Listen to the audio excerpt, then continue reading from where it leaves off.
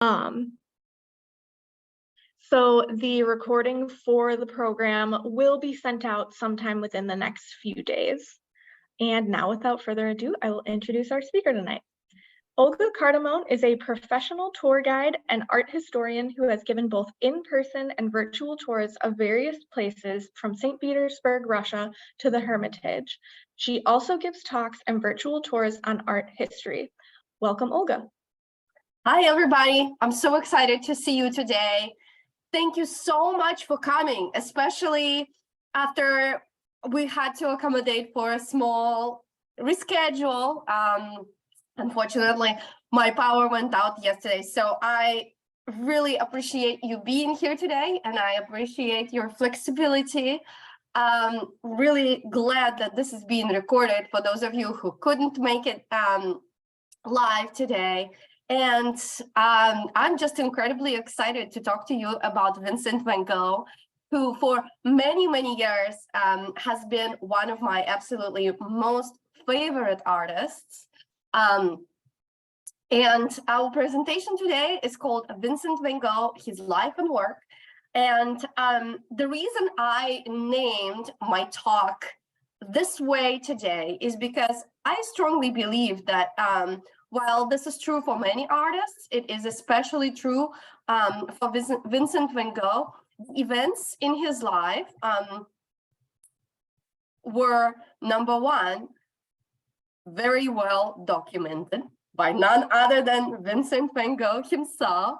And number two, they really affected his art. Yes, as I said, it is true for most artists. Of course, their life really affects their work. But I think that Vincent Van Gogh was one of the most versatile artists out there. Today, when we talk about his life and how his work affected his life, we will see that the events that were going on in his life just dramatically affected his style of art, the subjects that he took on, even the genres he decided to create in. And that's why his life and work. I will talk chronologically about Vincent Van Gogh's life. I'm not going to talk about every single event, but sort of highlight the most interesting parts, which in turn affected some of his most famous works. And Molly and I just had a conversation right before we started this webinar about just how incredible libraries are and how much you can get out of a library. And I'm just so happy to be speaking to you also as library members. And I want to recommend just a couple books if you decide to further learn about Vincent Van Gogh. The first one is probably the most daunting a piece of reading. It's a pretty thick book, but if you really want to learn in depth about Vincent Van Gogh, I highly recommend this piece. It's called Van Gogh, The Life.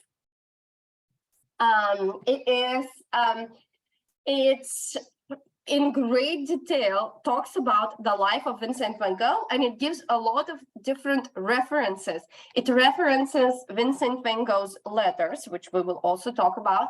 It references memories of other people who knew Vincent Van Gogh. It has lots of photos of him or places that he had been to, people that he knew. So this is incredibly detailed, and it also talks at the end about Vincent Van Gogh's death. We will also elaborate on that in a little bit, which is quite a controversial topic. So this, if you want to really dig deep and dive deep into Van Gogh's life, I recommend that. I will admit, I love art history and I love Van Gogh, but it took me years to complete this book. I had to pause a lot as I was reading it.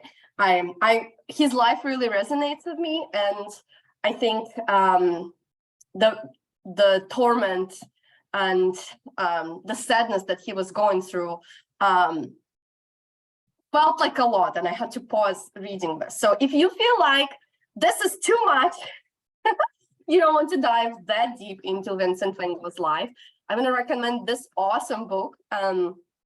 It's not only about Van Gogh, but it has a wonderful chapter on Van Gogh. It's called The Power of Art. And I actually don't own one, but I absolutely did lend it from my local library at some point. Simon Schama, The Power of Art. And in the bottom, you can see some of the pieces by the artists that he talks about in this book. You can see some Caravaggio, Rembrandt, Van Gogh. And he has just a very vivid way of talking about artworks, throws in lots of incredibly interesting facts. And this is just a really beautiful book. It has color illustrations, lots of them. So this is just a wonderful way to learn more about Van Gogh without having to read too much. And also, they made a documentary series based on that book with Simon Schama narrating the chapters himself.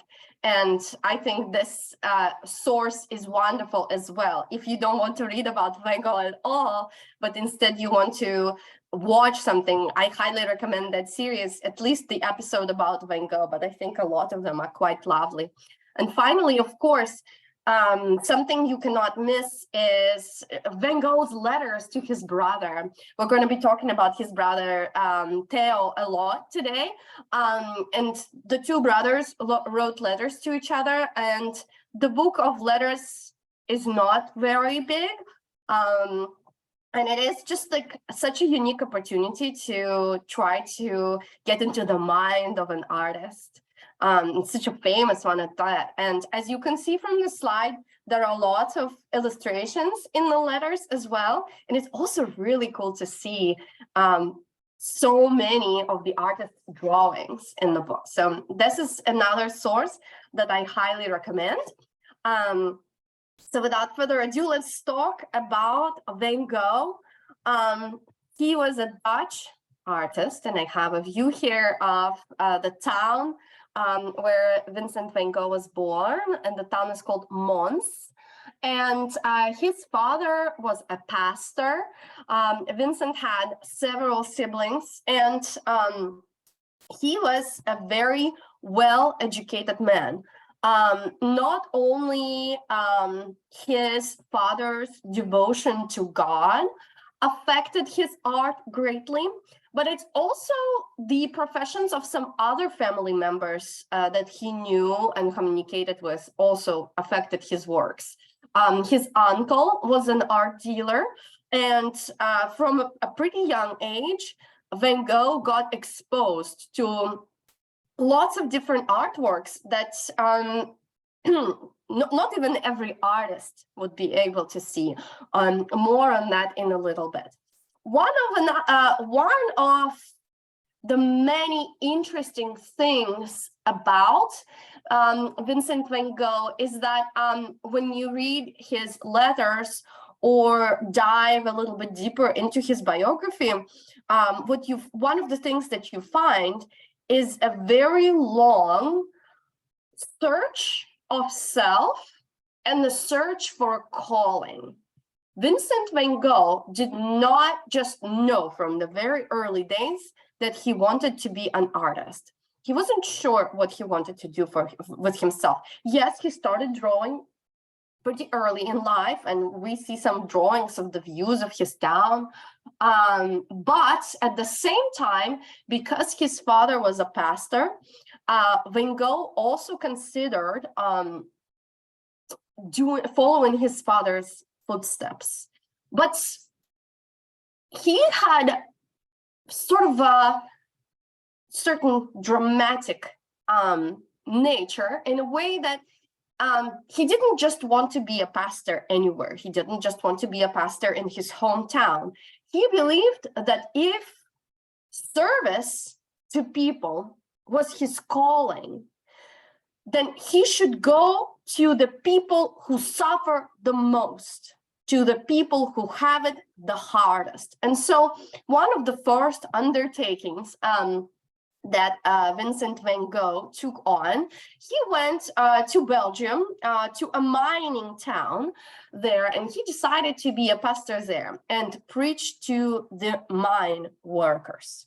Now, mine workers and other people of this really simple kind of labor in the middle and the second half of the 19th century, I would say were pretty idealized. I'm going to show you a couple of pieces of art of that time to give you an idea how an educated person, person who has seen art, but doesn't live closely to peasants or mine workers, views them, right? Here is one of the works that Vincent Van Gogh probably could have seen, his contemporaries could have seen. We see a peasant family in a very modest home. There are no frills here, but it's a very clean house. They are enjoying a very simple meal together at the table, and there is certain humble nature about this family. And just even in the way that the light is used in this painting, you can really see that in this world of darkness, this family brings the light into the world, right? You can definitely see that the artist views this peasant family in quite an idealistic and in a way, a manner, and in a way with admiration. Here is another example. Oops, sorry. Here's another example. Happy family. Again, you can see this is a peasant family as well. And unlike the painting that we have just seen, we also see some happiness in the faces of this family. When I look at this painting, the phrase that comes to my mind is simple pleasures. These people were working maybe in the fields, maybe in the farm, maybe in the mine all day. And now they are just gathering in their humble home all together, enjoying a meal that they really earned. And I really feel like this sort of view of the world was quite common in Holland at the time of Vincent van Gogh. Lots of people there, they were Protestant, and they admired a hard day's work and the fact that these people earned their meals. And so Vincent van Gogh went to this mining town, and the reality that he found was not necessarily very similar to what one would see in paintings like this. The life of these mine workers was incredibly difficult.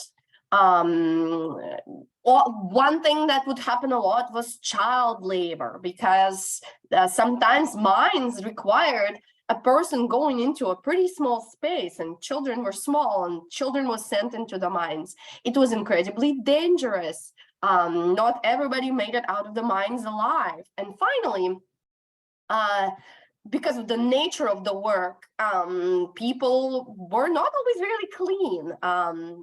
Their hands, their faces were quite dark. And while working with those people, Vincent van Gogh gets inspired to create probably his first famous piece that I would like to show you. It's called The Potato Eaters.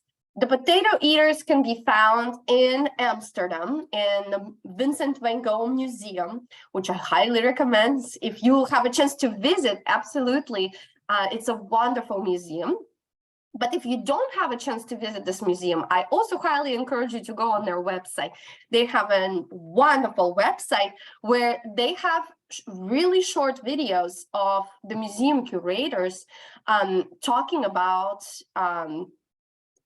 paintings, the most important paintings in the museum. And I find it absolutely lovely.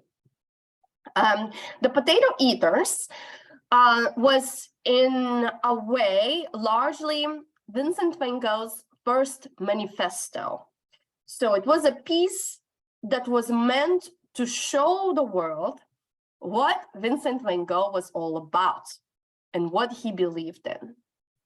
First of all, of course, we have to take into account the subject of the painting, right? Who does Van Gogh choose to depict? In a similar fashion as some other people at his time, he is choosing this hardworking family that really earned their potatoes and their coffee. He admires them. That's why he went to preach to them. You know, these people work the hardest. And in a way, this is paying homage to what was common at the time.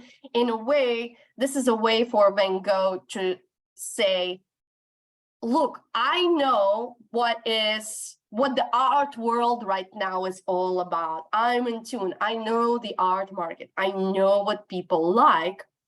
At the same time, he depicts this hardworking family's meal in his own manner that is very different from what we have just seen on the slides. And it's very, he doesn't hide the imperfections of these people. As I said, oftentimes they would have quite dark faces and hands because of the mining work. And you can see that their skin, especially the skin of their hands, is much, much darker. The home, I'd say the home that is depicted in this painting is not just humble, it's tiny. And the walls are completely bare. I'm just going to quickly jump back to say this painting. Look, this is a humble home, but it's quite large, right? This family sort of like emerges from the darkness as light. When we look at this piece, it almost has this claustrophobic feeling. And the woman on the right, I think, for me personally, emphasizes this claustrophobic feeling because she's not even sitting straight. She's sort of leaning toward. And he was criticized for this work. Art critics also found that he possibly he did not follow the right proportions when depicting the people. And here's where art critics sort of tend to disagree. Some say that it was on purpose. He wanted to create the claustrophobic feeling. Some other art critics say that Van Gogh really did not know how to depict these people well. And unfortunately, this would be a sad refrain in Van Gogh's life. When it came to painting pictures of other people, Van Gogh had a very hard time finding models. People did not always agree to sit for him. I think that the people that encountered Van Gogh oftentimes found him strange. Sometimes they even found him scary. And it was really hard for him to find models, especially models who would sit for him for free, because he often did not have enough money to afford even food, let alone canvas paint or pay a model. He was also really struggling with learning to draw and paint as well. We know that once he decided to get into art school and hired a private tutor, he was writing in his letters to his brother that unfortunately those art lessons did not go as well as he hoped, and his tutor was getting really frustrated with him. So I think it's a wonderful mix of maybe his expressive manner of art, but at the same time, certain lack of skill due to many different factors. Regardless, now this is one of the most famous pieces by Van Gogh, and just reflects his admiration of hardworking people that I find absolutely wonderful. But in the same vein, there is another piece that I really like that also can be found in the Van Gogh Museum in Amsterdam that probably is one of my most favorite pieces. And it's a depiction of these shoes. And, you know, when we talk about paintings that convey emotions, feelings, character, the first genre that comes to mind is portrait. And Holland certainly has a really long-lasting tradition of psychological portrait. We talked about Rembrandt, showing a person's character so well in his pieces. And what Van Gogh does is he creates a psychological still life, which I find incredible, considering just how simple this painting is. This is just a depiction of somebody's shoes, but these are the shoes of somebody who has been working really hard and walking a lot. And also, the shoes are off. Maybe this person is laying in bed right now. The person really earned his or her, probably his rest at the end of the day. I find the scarce use of color in this painting also incredibly masterful. There's not a lot of different colors, but Van Gogh is able to depict just the character and maybe the feelings of the owner of the shoes so well, just through it's quite a simple painting. And I wanted to show you really briefly kind of like how different this still life is with a typical Dutch still life. And, when we think about art, classical art history, it's the French art or the Italian art that often comes to mind. But the thing is, by the time Vincent Van Gogh was born and started creating his wonderful pieces, Holland also had a very, very rich tradition and a rich school of art. The artist whose work you see on your screen right now was an incredibly talented artist and was one of Holland's best still life artists. And in a way, the tradition of saying a lot through a still life, this is where it all started. For example, just really briefly, if we look at this piece, we don't just see a collection of random items. No, this is actually, this is a depiction of, this is a celebration of life and its many pleasures. You can see, for example, oysters. You can see wine. This is in little paper cones, paper wrappers. This is salt and pepper, incredibly expensive spices. A knife and a lemon. These are sort of simple symbols of manhood and womanhood. There is just the admiration of many different beautiful materials. So yes, the artist is saying a lot. The artist is reminding us of the pleasures in life. And this is a wonderful painting to hang in your dining room. And this, in a way, this is the tradition that the Dutch art had at that time. There was a very strict system of genre, and most artists worked only in one genre, either portraits or landscapes or still lifes and so on. And Vincent Van Gogh, that's another unique thing about him, because he, as you can see, attempted to work in many different genres. So, for example, here is a still life for you. And a portrait, even though he didn't get lots of people to sit for him, a portrait was also a genre he excelled in, thanks to his willingness to paint himself. And he did create lots of wonderful self-portraits.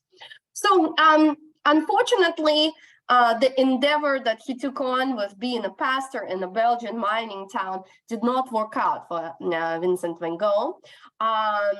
The people that he was living next to, the people he was hoping to preach to, did not really take him seriously and did not take to him. For one thing, Van Gogh was a very educated man, and he just gave those people a lot of references that they didn't understand. And on one hand, they really felt like he was talking down at them, because he was almost looking at them as these like innocent creatures that put in a hard day's work and earn their bread. On the other hand, So in his mental work, he was in a way talking down at them, but when it came to his physical body, he tried to deprive himself of the simplest comforts of life. And for example, he wouldn't take a bath. He ate very little. He often slept outdoors, and he really did look like a madman at some point. He looked like a wild animal, as they refer to him sometimes, and it was really hard for them to take this man seriously. So unfortunately, that endeavor didn't work. And at that point, Vincent's brother, Theo, comes more into the picture as he kind of took on the other side of the family work, and he got into the art market. Theo and Vincent exchange letters, and Theo invites Vincent to go and work with him as an art dealer as well. And this part of Vincent's life ends up being incredibly beneficial for him because he sees a lot of great art, and he learns about what there is out there. He learns about the French Impressionists. He learns about Edouard Manet, which really revolutionized the art market at that time, and lots of artists were looking up to. But one of the most interesting finds for Vincent Van Gogh was his uncle's collection of Japanese prints. When we think of Oriental Japanese art right now, we have a vague idea of what it is and what it looks like. But to the Europeans at the time, it was all very new and different. And Van Gogh got incredibly inspired by Japanese art and created some beautiful pieces that we also can find, for example, in the Van Gogh Museum in Amsterdam. For example, you can see this beautiful piece yes, it is a landscape and a still life, kind of both. It is, in a true Japanese way, a celebration of nature. Van Gogh starts working in a style that they called cloisonnism. And the idea of it is to create really well-defined outlines when you create a piece, and then fill those outlines with color. A lot of the works that were created in this style are often compared with stained glass, because it has this really well-defined dark outline, and then they fill it with particular color. We can see it somewhat in this almond blossom painting, and this style will manifest itself a lot in Van Gogh's future works as well. And eventually, his brother does better and better at his job, and they move to Paris together. In Paris, Van Gogh starts attending art classes because he really imagines himself and his brother as this power duo. At that point, Van Gogh had very passionate ideas about what art should be like. He believed that maybe he needed just a little bit more skill and his brother's ability to sell his works, and they could really change the world of art, and he would be able to show everybody what art should be like and what he can express. So he starts going to art school and taking some classes, but unfortunately, it doesn't work as well for him. One of Van Gogh's contemporaries remembers that he absolutely hated studies, figure drawings, where they had to look at a model or a thing and just draw it and draw it again and draw it many, many times. Van Gogh believed that it's not expressive enough. When it came to painting, he wanted to forego the sketches almost altogether, and he just wanted to start painting right away. and his contemporaries described it as him attacking the canvas with just, almost a certain aggression and fury. Anyway, he also had a hard time finding friends or partners in what he wanted to do. He attempted at organizing contemporary art exhibits in different cafes around Paris, but unfortunately, those exhibits were not as successful as he hoped, and they were mostly visited just by artists from a similar circle as himself. Eventually, he notices that his ideas about, his master plan of working together with his brother and selling artwork is not working out as well as he thought. At the same time, his brother, in a way, is moving on in life. Not only is he still a successful art dealer, he also meets a woman he wants to marry. They get married. They talk about having children. And even though from their letters, it seems like Theo still wants Vincent to be in his life, Van Gogh, as a very sensitive person, feels like a third wheel. And he starts devising a completely different plan. A genius plan, in a way, that would make it all work for modern artists. Here's what he thinks of. He thinks that they should create an artistic commune, a place where artists would live together, work together, learn from each other, and then when one of them sells a work of art, they all should share the profits. That would give them freedom to experiment without worrying about, what will sell and what wouldn't. And then maybe they can help each other, help promote each other's works. And he finds a place in the south of France, a town that is called Arles. And so eventually, as he's starting to feel like a little bit of a third wheel with his brother, he decides, he escapes and he goes to the south of France, where he wants to put his plan of a commune of artists into real life. What you see on your screens right now is the place where the commune he hoped to have used to be.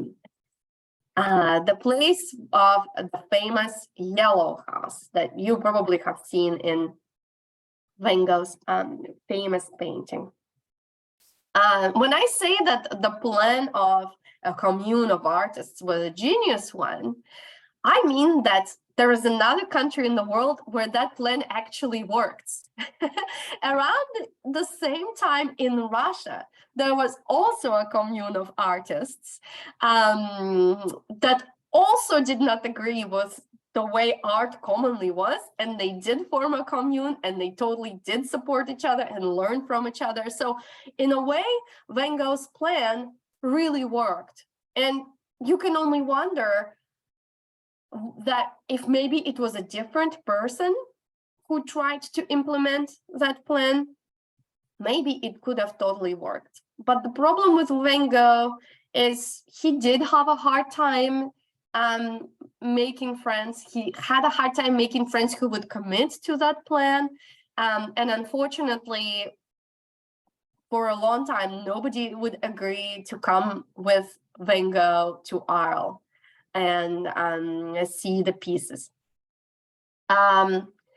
The only person who eventually agreed to come and work alongside Van Gogh was Paul Gauguin, another contemporary artist, also quite an eccentric man. And he spent his years in remote areas of France, then in remote areas of the world. He's famous for his paintings of Tahiti. And eventually, Theo offers Gauguin money to go and work alongside Van Gogh. And eventually Gauguin agrees to this plan because he also had a hard time making money as a modern artist. And Van Gogh is just excited beyond any limits. It seems to him that his plan is going to finally work. So he takes the yellow house and he organizes it beautifully. He has a very, very precise idea of what it should look like. He designs his room and Gauguin's room, and a lot of the famous sunflower works were also created around that period because Van Gogh really believed that these should be the kind of paintings that would be hanging around the house, and that would be truly inspirational and a celebration of life in a way. He designs his room, and you can see this room here. And I believe that, you know, this room is another wonderful example of an psychological still life. And it's really hard to think of another piece at the time, you know, that would be a depiction of an interior. In a way, right? When we think of still lives, again, it's maybe flowers or food, something like that. There were depictions of interiors in the history of art, but normally they would have people in them. Let me give you another reference of, you know, from Dutch art. Here's another wonderful piece. In the Dutch art, there was a long history of depicting a person's character through their room. The difference was that the people would be in there.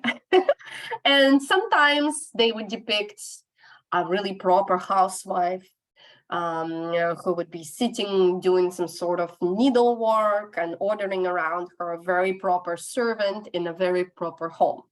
That was one way they did rooms in Dutch art. Another way, which is what you can see here, is a little bit playful.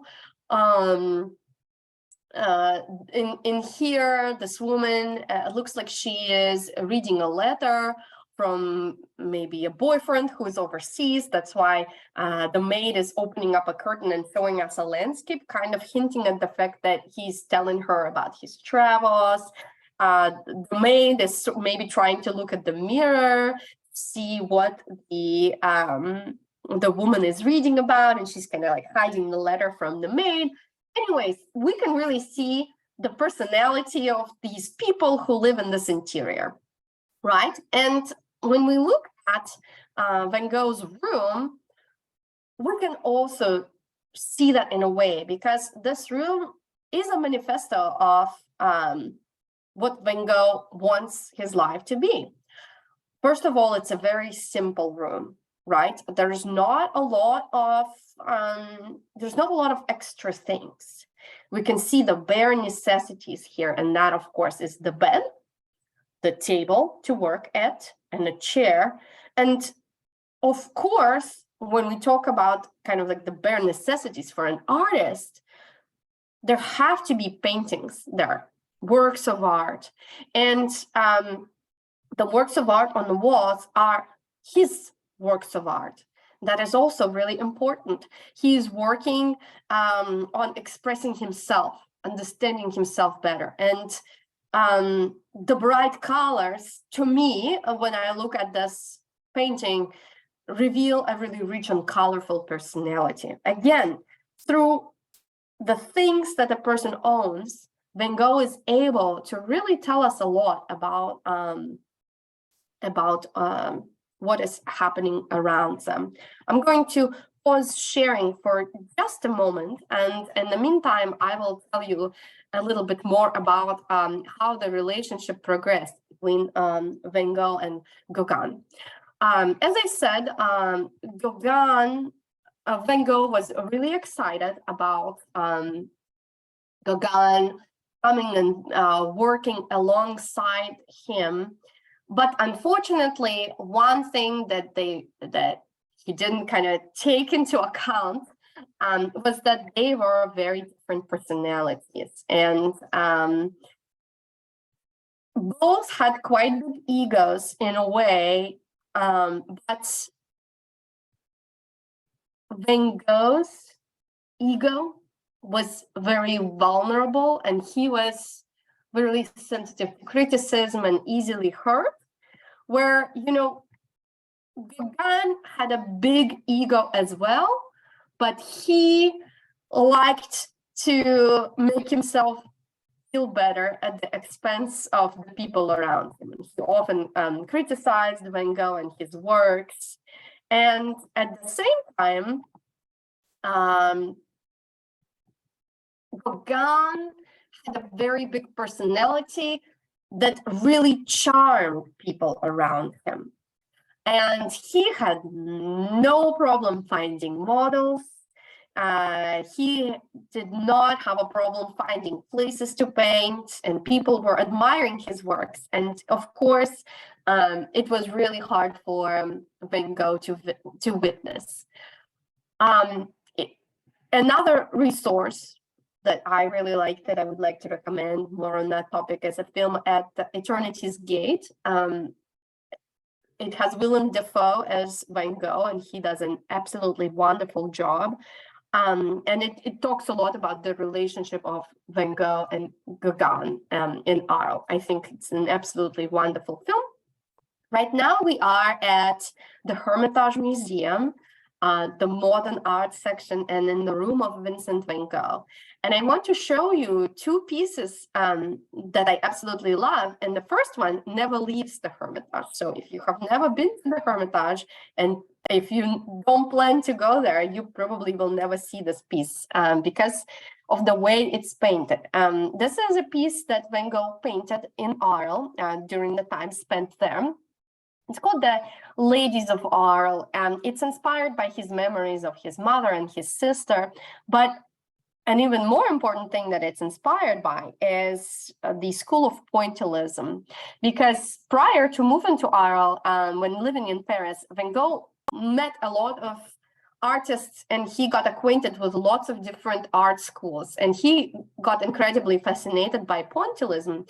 And pointillists, they used small dots in their artwork because they were fascinated by how the human eye works, and they were really exploring it. Because if you stand really close to the painting, what you see is dots. You step aside and you see this incredible full painting.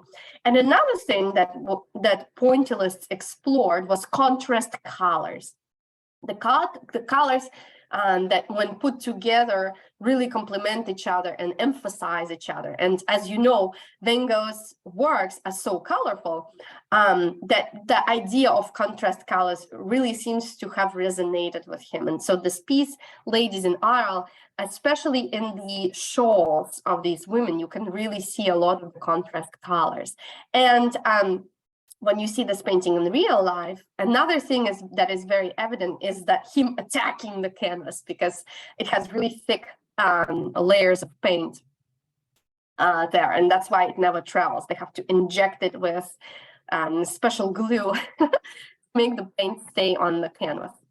And another piece that I want to show here to illustrate also the different styles that Van Gogh works in, because this one was really influenced by Gauguin. If you have seen Paul Gauguin's paintings before, and I will show you one in just a second, he worked in a similar style of cloisonnism that was also known to Van Gogh. So you can see Van Gogh here creating this quite a thick black outline and filling it with bright color, similar to Gauguin's manner. What is depicted in this painting is an arena in Arles. So the town of Arles had its own little Colosseum where they had bullfights. And Gauguin and Van Gogh went to look at the bullfights a lot. And they were each fascinated with the ritual, each for their own reason. But one part of the whole tradition of the corrida, the bullfights, was that when a toreador, the bullfighter, defeated a bull, they would cut off the bull's ear, sort of as a sign of a victory. That we come back to that story later when we keep exploring further the conflict between Gauguin and Van Gogh. But another wonderful illustration of that conflict is this piece. I promised to show you a work by Gauguin. Well, here we are. This is a portrait that he created of Van Gogh. And when Van Gogh looked at it, he said that it's incredibly realistic and humiliating. Apparently, Gauguin did a good job depicting Van Gogh at work, an artist who is really focused at his work, and there's a certain sense of aggression here. But the thing that bothered Vincent was the manner in which he depicted him. He depicted him almost like an animal. There is something apish in the way that Van Gogh is depicted here. He has these really big cheekbones, a big nose, a big jaw. The way he's holding the brush is very robust. And there is a detail, one of the most humiliating details is that Gauguin places Van Gogh's thumb here. He's holding a paint palette, but it's in a strategic place that attacks Van Gogh's manhood in a way too that Van Gogh found quite humiliating too. Ultimately, the conflicts kept happening, and that led to the famous incident of Van Gogh cutting off a part of his ear. It wasn't the whole ear, it was part of his ear, and trying to present it to Gauguin. But the thing is, he couldn't find Gauguin, so instead he went out and he found a prostitute who allegedly knew Gauguin and gave her a part of his ear that was wrapped in like a newspaper. This whole incident made people view Van Gogh as a mentally unstable person even more. Soon after, Gauguin left, and Van Gogh realized that he was having these manic episodes more and more. He would sometimes black out. He would sometimes act in a way that he regretted later. His biographers now believe that he also had epilepsy. There was a lot going on. And eventually, Van Gogh can't handle all this suffering, and he decides to check himself into a mental hospital where he would get help. And fortunately, he was allowed not only to paint, but he was even allowed to leave his room, go away, look for beautiful views to paint. And that is when Van Gogh creates his famous Starry Night painting. Here it is. You can find it at the MoMA in New York.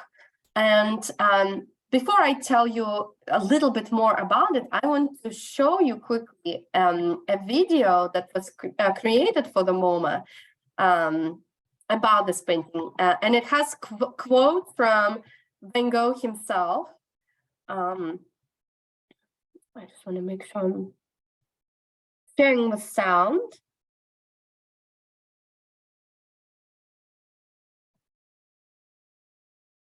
And here we go.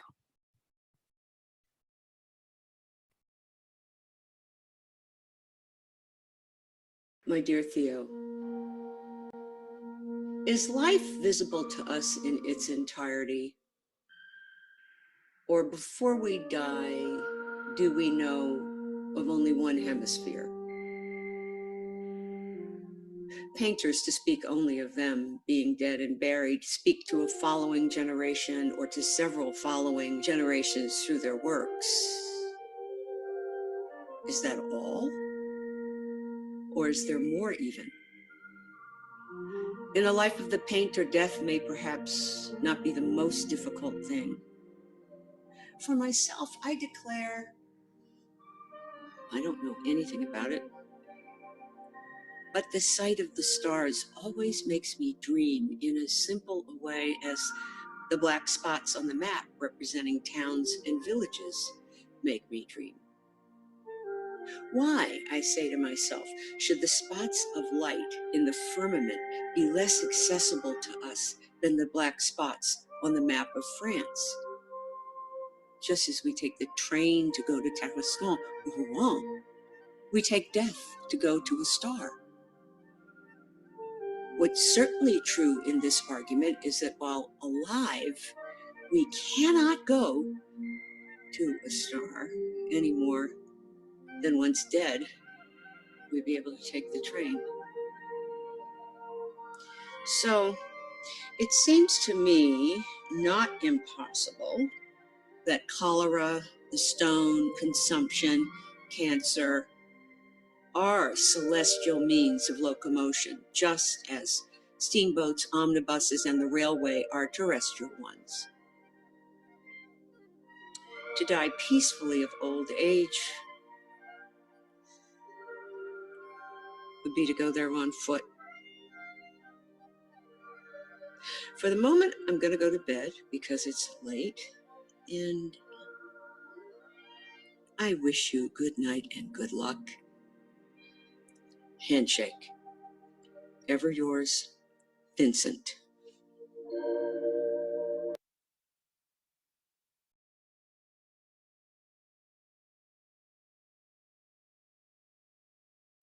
Oh, I thought that this is just a really good segue into talking about what Van Gogh was thinking when he created this piece. And you can see the room that he was living at the moment when he saw the beautiful starry sky and the different themes that emerge and clearly emerged for him when he was talking about the starry night. To me, this is a painting that is all about contrast, right? We talk about the stars that are very far away. And at the time of Vincent Van Gogh, you could not travel to them. And we talk about the places that are much closer to us and we can take a train to. Another contrast that we can talk about when we think about the starry sky in the mind of Vincent Van Gogh is life and death, and what it means to live a long and peaceful life, or what it means to almost burn out like a candle and die young and take the faster trip to the sky, you know. And I think that this world of contrast really shows in a painting in many ways in the artistic style that Van Gogh takes here. For example, we can see the contrast in the lines that he uses in the piece. There are the subtle, relatively straight horizontal lines of the city in the bottom. And then there are these erratic, swirly, short brush strokes in the starry sky. There is light that we can see coming from the stars and coming from the moon. And then there is darkness that we can see in the city. Because the city is so low and dark, for me, it creates an impression of the dark city, the dark town that is asleep, doesn't even realize all the light and all the movement and everything that is going on in the sky at the moment. In a way, it's like an intimate moment between Van Gogh and the starry sky. The only thing that connects the two worlds is this beautiful cypress tree on the left. It is dark, like the town, yet it stretches all the way into the sky. It has long lines, yet they are curvy, similar to some of the lines that we can see in that starry sky. And this painting inspires definitely a lot of thoughts about exactly what Van Gogh expressed in the video that we just watched. That's why I think that the life of Vincent Van Gogh is reflected so much in the pieces he created. I wanted to show you one more piece that is very different from the Starry Night, but also reflects really well the emotional state that Van Gogh was in when he created it. This piece is called The Night Cafe, and it was created in Arles. And the night cafes were the kind of places where, especially at night, people would find shelter. And the kind of people that would go to the night cafe at night would be the people that maybe could not afford a place to stay, or maybe they have drunk so much that wherever they are staying is not allowing them in. And this is a place that is very unsettling, yet it's giving you refuge from, all the other places that are not letting you in. Lots of things in this painting create this sense of anxiety and stress when you look at it, starting from the contrast of colors, which we already know Van Gogh explores so much, the red and the green. And then it's the lines that Van Gogh uses. If you look at the lights and just how Van Gogh is depicting the light that is almost cutting through this really thick air. And then the light in the center almost has these like exposed nerves almost coming out of it. It also creates this feeling of anxiety. And then finally, the perspective of leading us from the entrance of the cafe all the way into its depths often is compared by art critics with like a beast that is luring you into its mouth and is about to devour you. And kind of like together with all the lines in the painting, we are sucked into the depth of this night cafe while being surrounded with depictions of these desperate figures who are either asleep on the tables or are too drunk or just about to be lured into that state. If you look at that couple that is hugging in the corner, there is also a certain sense of desperation there. One of the last pieces I want to show you is this piece that's called A Wheat Field with Crows. It's one of Van Gogh's last pieces, and art critics argue whether it is a happy piece or a sad one, because on one hand we can see the crows, but it's hard to tell whether they are approaching or going away. Kind of the same with the color of the sky. It's hard to tell whether the storm is coming or the storm is going away. And together with some other evidence, this piece gives Van Gogh's biographers topics to talk about when it comes to his death. For a long time, the cause of Van Gogh's death was believed to be suicide. We know the history of mental illness that Van Gogh had, and people believed that the mental illness eventually led him to suicide. However, many years after Van Gogh's death, more information was discovered. And we know that in the town where he was living, there was this boy that would come from Paris for summer vacation. And he was a bully. He was quite a bully. And together with his friends, they were following Vincent around and making fun of him. And this boy, he had a gun. And eventually, whether it was part of a game, we don't know for sure. But he did get shot with this gun. He got shot in his stomach. And was able to make it all the way home, where when asked what happened, he did say that he shot himself. He died soon after. But it is quite a strange place to shoot yourself, the stomach. And they did find the gun later and were able to tell whose gun it was. And so right now, one of the theories that Van Gogh's biographers have is that this was a happy painting. He was starting to enjoy happier episodes in life. We know that the Starry Night got discovered by art critics in Paris, and Van Gogh knew about it. So there was hope for him. And in the book that I did mention in the beginning of my talk, the question of Van Gogh's death is discovered a lot. It is a shame that he died not knowing that soon after he would become one of the most famous artists in the world, and his expressive style would be loved by many people all over the world. But that is the way it was. And today I tried to show you how different events in Van Gogh's life affected the way that he painted.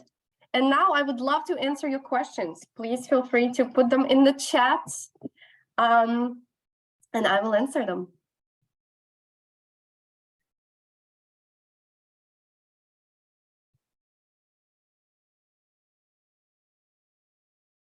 I already see a question in the chat. Why did it take so long for Van Gogh to become popular? I think that the reason why, there are multiple reasons why Van Gogh's works were not very popular during his lifetime.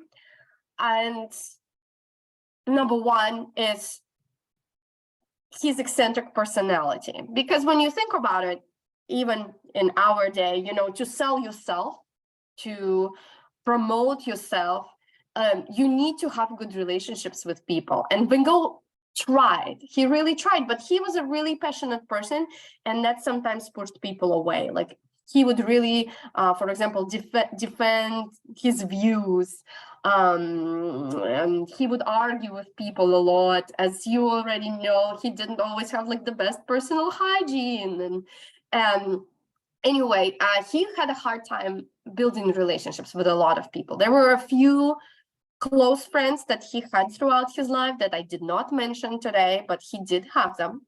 But so that was part of the reason.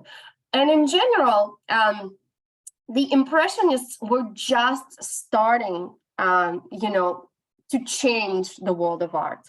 And even the Impressionists, which, you know, to the eye of the person, you know, second half of the 19th century French people, even the Impressionists, who we now view as extremely aesthetically pleasing, looked terrible. They looked incomplete. They looked like not the way to paint. And you can only imagine that Van Gogh's expressive works were perceived even with more criticism.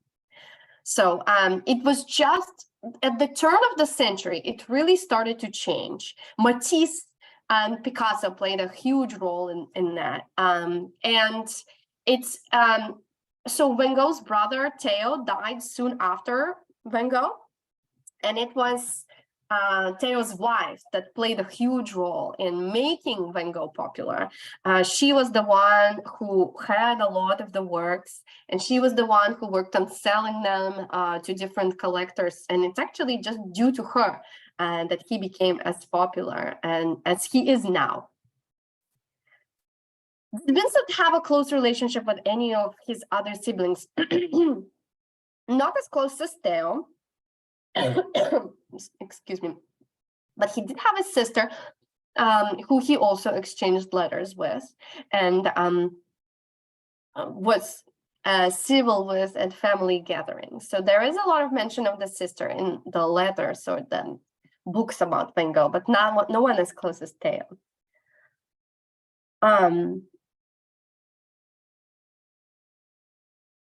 Commune of artists in other countries as well as Russia. The only commune of artists that I know of was in Russia, but I'm sure there is more. I'm sure there were more. what became of any descendants? That's a great question.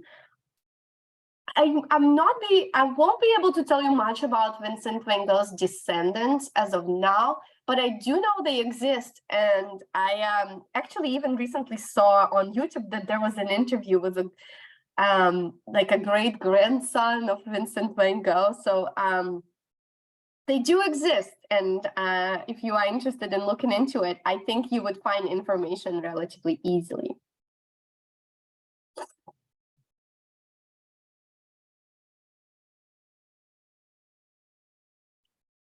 All right, do we have any more questions?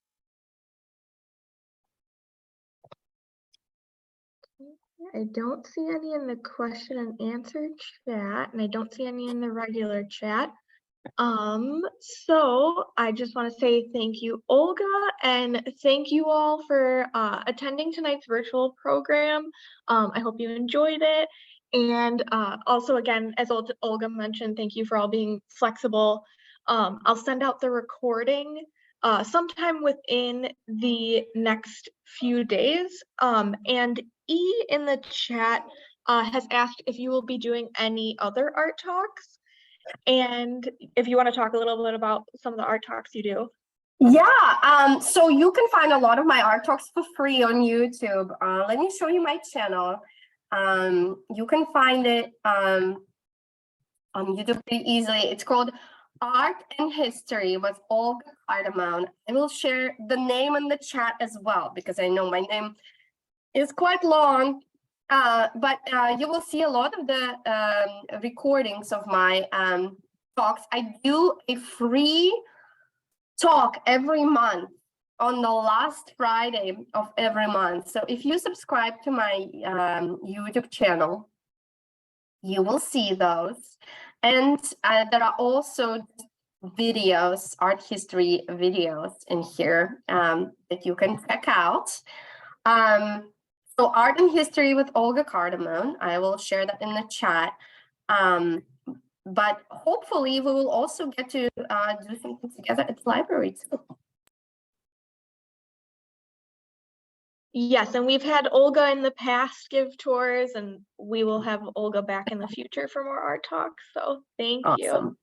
And if you want any of those books that Olga mentioned earlier, we can either get them from here if we have them, or we can order them from another library. All right. Great. Okay. Thank you all, and thank you, Olga. Thank you, everybody. All right. Have a good night. Yeah, bye.